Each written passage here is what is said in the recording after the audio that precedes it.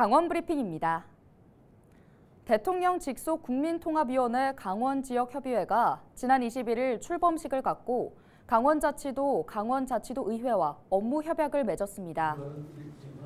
강원지역협의회는 유종수 전 춘천시장을 협의회장으로 선출하고 지역협의회 의원 23명을 위촉했는데요. 강원지역협의회는 앞으로 중앙과 지방 간 소통을 활성화하고 국민 통합을 위한 조례 규칙 제정 등 입법 지원 역할을 하게 됩니다. 강원특별자치도와 강릉시, 한국식품연구원이 21일 강원자치도 청사에서 업무 협약을 체결하고 산업 기반 구축에 노력하기로 했습니다. 이들 기관은 협약 체결로 강원자치도에 특화된 산업화 핵심 기술을 확보하기로 했는데요. 이를 위해 한국식품연구원은 강릉 실험실을 시범사업 운영 조직으로 확대해 운영한 뒤 2026년 강원지역본부를 신설할 계획입니다. 강원자치도와 강릉시는 시범사업 연구 개발비를 지원하고 사무공간을 제공하기로 했습니다. 지방자치단체가 어업지도선을 건조할 때 국비 지원이 가능하도록 법률 시행령을 개정해달라는 요구가 공식적으로 제기됐습니다.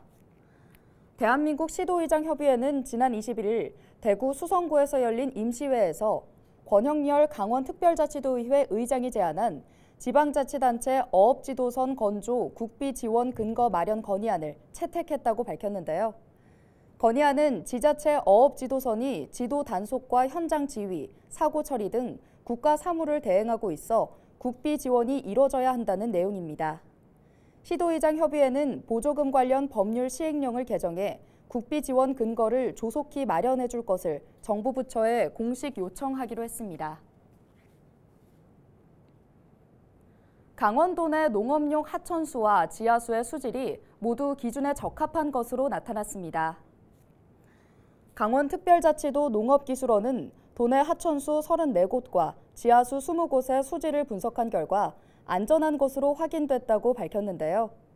농업기술원은 농업 환경 유지를 위해 농업용수를 지속적으로 검사할 예정입니다. 강릉시 유천동 일대에 대규모 종합스포츠타운이 조성됩니다. 강릉시는 전문기관 용역을 토대로 시정조정위원회에서 유천동 산 139 일대를 종합스포츠타운 건립 대상지로 확정했다고 밝혔는데요. 전체 부지는 약 74만 제곱미터 규모로 축구장 100개 정도에 달하는 면적입니다. 강릉시는 국제 규격의 축구 전용 경기장과 야구장을 비롯해 실내 종합체육관과 다양한 생활체육시설을 건립한다는 계획입니다.